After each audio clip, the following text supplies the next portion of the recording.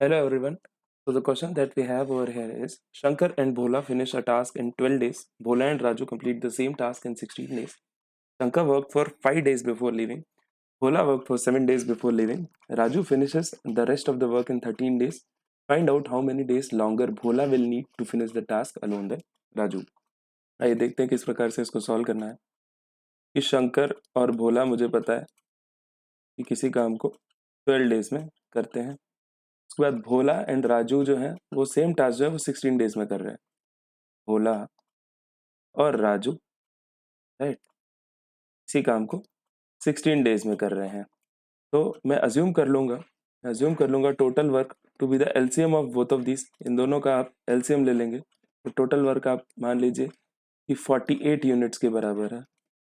48 units के बराबर अगर आप टोटल वर्क को अज्यूम कर लेते हैं तो आप बात करें एफिशिएंसीज की, ग्रुप एफिशिएंसीज की आप बात करें तो शंकर और भोला की जो एफिशिएंसी हो जाएगी दैट मीन्स 48 यूनिट्स को ये लोग टोटल वर्क को 12 डेज में करते हैं। दैट मीन्स ये 1 डे का उनका वर्क हो जाएगा 48/12 that is 4 units. That is 4 units हो जाएगा। सिमिलरली आप राजू और भोला का निकालेंगे तो 48 यूनिट्स डिवाइडेड बाय 16 डेज यानी एक दिन में ये लोग जो है वो काम करते हैं 3 यूनिट्स राइट। यस फिर आप इसको ये वाली पर्टिकुलर इक्वेशन को जब आप सॉल्व करेंगे तो आप ये वाली इक्वेशन को this is let this one be the first equation, let this be the second equation. तो आप जो है सेकंड वाली इक्वेशन को फर्स्ट वाली से जब माइनस कर लेंगे तो आपका आ जाएगा एस माइनस आर। आप एफिशिएंसीज के टर्म में उसको माइनस करेंगे, डेज को आप रहने दीजिए अभी। तो एस माइनस आर जो है इज इक्वल टू 1 आपका यहाँ से निकल के आ जाएगा। S minus R is equal to 1। अब मुझे पता है आगे क्वेश्चन कह रहा है कि Shankar work for 5 days before living. That means Shankar की जो एक दिन के काम करने की कैपेसिटी उसने उसको 5 डेज किया है। दैट मीन्स 5s प्लस अब उसके बाद Bhola work for 7 days before leaving तो भोला ने 7 डेज काम किया। Raju finishes the rest of the work in 13 days यानी राजू ने 13 डेज जब काम किया तो काम को इन्होंने खत्म कर दिया। That means rest of the work उसने फिनिश किया, दैट मीन्स खत्म हो गया। दैट मीन्स उन्होंने मिला के कितना काम किया होगा, पूरा वर्क कर दिया। दैट मीन्स 48 यूनिट्स जो इन्होंने काम खत्म कर दिया। ये देखते हैं इसके आगे आप इसको कैसे इक्वेशन को बना सकते हैं। फाइंड आउट आपसे करने को बोला है कि how many days longer Bhola will need to finish the task alone than Raju.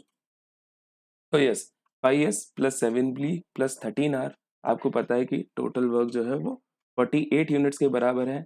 अब यहाँ से आप इन दोनों इक्वेशंस को ऐड कर देंगे। फर्स्ट और सेकंड को जब आपने पहले माइनस किया था, इन दोनों इक्वेशंस को जब आप ऐड कर देंगे तो आपको मिल जाएगा s plus r plus 2b is equal to 7 units. That means s मैं यहाँ लिख देता हूँ, r के नीचे r लिख देता हूँ, प्लस 2b है ना, इज इक्वल टू हो जाएगा आपका 7 यूनिट्स के बराबर राइट। तो आपके पास अभी दो इक्वेशंस हैं, एस और आर का आपको ऑलरेडी रिलेशन जो है वो पता है।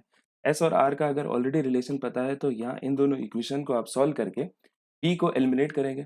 तो इस वाली इक्वेशन को आप 2 से मल्टीप्लाई कर दीजिए, इस वाली इक्वेशन को आप 7 से मल्टीप्लाई कर दीजिए।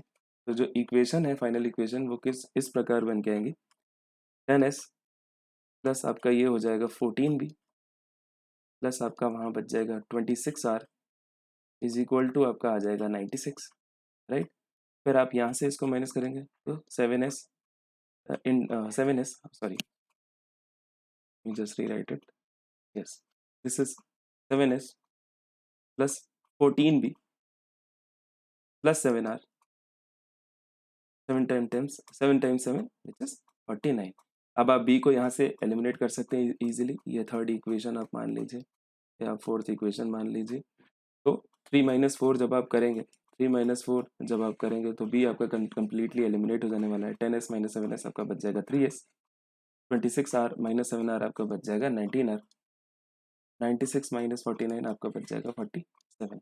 अब आपको पता है कि s माइनस आर जो है वो 1 है। s माइनस आर जो 1 है, s को यहाँ से एलिमिनेट कर देते हैं तो दैट मीन्स 3 टाइम्स कर दीजिए इस वाली इक्वेशन को, मल्टीप्लाई कर दीजिए 3 से। दैट मीन्स आपका आ जाएगा 3 times s minus 3 times r is equal to हो जाएगा आपका 3 राइट। अब ये वाली इक्वेशन को फिफ्थ इक्वेशन नाम दे दीजिए, दिस इज सिक्स्थ इक्वेशन जो है 5 माइनस 6 अगर आप कर लें 5 माइनस 6 अगर आप कर लें तो 3s माइनस 3s हो जाएगा, 19 minus minus 3 that means 22r हो जाएगा, 22r is equal to 47 minus 3 हो जाएगा आपका 44। दैट मीन्स जब आप r की वैल्यू कैलकुलेट करेंगे इज 44 बाई 22 विच इज 2। तो r अगर एक दिन में 2 यूनिट्स कर सकता है, आई नो कि टोटल वर्क जो है वो 48 यूनिट्स है, टोटल वर्क इज 48 यूनिट्स, एक दिन में 2 यूनिट्स कर सकता है, that means he will complete total work in 48 upon 2 which is 24 days. तो r को जो है वो 24 डेज लगते हैं। अब आइए s की बात करते हैं। मुझे पता है कि s माइनस आर का जो रिलेशन है s minus R is 1 that is s is equal to r plus 1, यानी s एक दिन में 3 यूनिट्स काम करता है, राइट। s एक दिन में 3 यूनिट्स काम करता है। अब मुझे पता है ओवरऑल काम 48 यूनिट्स है, एक दिन में 3 units, that means how many days 48 by 3 which is 16 days he will require, right. उसके बाद आप आ जाएं लास्ट वाले पर्सन पे विच इज भोला।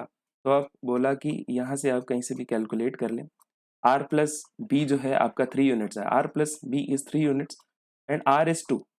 आर अगर 2 है दैट मीन्स बी का वैल्यू जो आ जाएगा वो आ जाएगा 1 यूनिट, बी की वैल्यू आ जाएगी आपकी 1 यूनिट।